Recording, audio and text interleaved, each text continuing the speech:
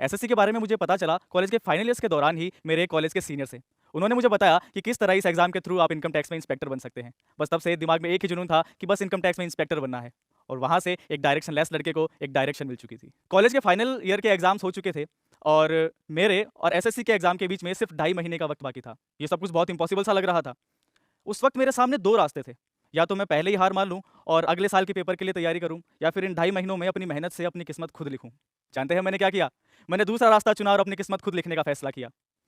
बहुत मुश्किल से मैं पापा के पास पहुंचा और उनसे कहा कि बस एक आखिरी बार मुझे एक मौका चाहिए और ये आखिरी बार होगा जब मैं आपसे कुछ मांग रहा हूँ।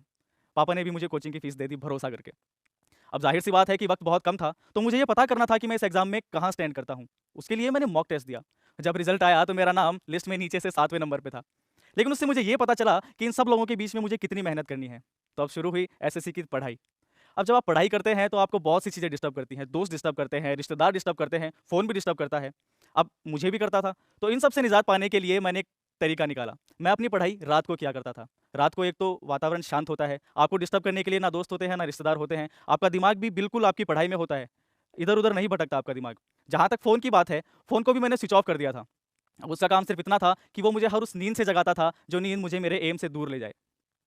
पढ़ाई में मैंने रात-दिन एक कर दिए थे। अकॉर्डिंगली सब प्लान किया। मैं रात को 3 बजे इसलिए नहीं सोता था कि मुझे नींद आ रही है, बल्कि मैं इसलिए सोता था कि अगर नहीं सोया तो अगले दिन कोचिंग में नींद आएगी। पढ़ा जुनून इतना था पढ़ाई का कि सपने में भी मुझे बस एसएससी ही दिखाई देता था। मैंने अपने पूरे टास्क को छोटे-छोटे टास्क में डिवाइड करा था। यही मैं आप सब लोगों से भी कहना चाहूँगा कि आप भले ही किसी भी एग्ज़ाम की तैयारी कर रहे हो, तो उसके सिलेबस को देखिए और उसको देखकर ये मत सोचिए कि आपको इतनी सारी पढ़ाई करनी है, बल्कि उसको छोटे-छोटे टास्क्स में डिवाइड कर लीजिए। और जब आप इन छोटे-छोटे टास्क को कंप्लीट करेंगे, तो एक तो आपका सिलेबस कंप्लीट होता जाएगा और जैसे-जैसे आपका सिलेबस कंप्लीट होगा, वैसे-वैसे आपका कॉन्फिडेंस डेवलप होता जाएगा और जैसे-जैसे कॉन्फिडेंस डेवलप होगा, उतने ही आप एग्ज़ाम के लिए तैयार होते जाएँगे। दोस्तों, किसी भी एग्ज़ाम के लिए सबसे ज़्यादा ज़रूरी है कॉन्फिडेंस। आप में जितना कॉन्फिडेंस है और अगर उस कॉन्फिडेंस के साथ में आपने मेहनत से एग्ज़ाम की तैयारी करी है, तो रिज़ल्ट तो एक ना एक दिन आपके फ़ेवर में आना ही है। और वैसे भी हम एग्ज़ाम की तैयारी करते हैं, रिज़ल्ट की नहीं। अगर एग्ज़ाम की तैयारी सच्चे दिल से करी है, तो रिज़ल्ट एक ना एक दिन आपके फ़ेवर में आएगा ही। एक और चीज़ जो मैं हमेशा किया करता था, मैंने अपने नोट्स को भी पार्ट्स में डिवाइड किया था। यानी इंग्लिश का अलग, जीके का अलग और मैथ्स का अलग। खैर, मैथ्स एक ऐसा सब्जेक्ट है जिसके लिए कोई नोट्स नहीं हो सकते। मैथ्स के लिए सबसे ज़्यादा ज़रूरी है प्रैक्टिस।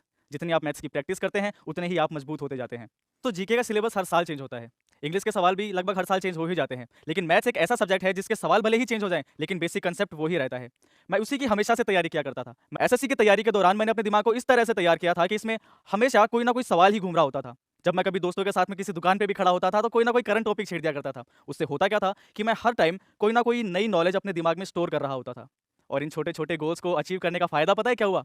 वो लड़का जो हमेशा से डायरेक्शनलेस था, जिसे ये नहीं पता था कि लाइफ़ में आगे जाके क्या और कैसे करना है, उस लड़के ने सिर्फ़ 2.5 महीने की तैयारी में अपने पहले ही अटेम्प्ट में एसएससी का एग्ज़ाम क्लियर कर लिया। और इतना ही नहीं, मैं उन चुनिंदा लोगों में शामिल था जिसे अपना होम कैडर भी मिला। दोस्तों, आज मैं बीकानेर, राजस्थान में इनकम टैक्स इंस्पेक्टर के पद पर कार्यरत हूँ। इस 2.5 महीने की एसएससी की तैयारी के दौरान मैंने एक बात ज़रूर सीखी कि आप भले ही किसी भी एग्ज़ाम की तैयारी कर रहे हो, भले ही वो एसएससी हो, यूपीएससी हो या फिर और भी कोई एग्ज़ाम, आप अपने एग्ज़ाम से अगर अपने पर्पस को जोड़ दें, तो जो हम ये एग्ज़ाम्स की तैयारी सालों-साल करते हैं ना, इसका रिज़ल्ट हमें ज़रूर मिलेगा।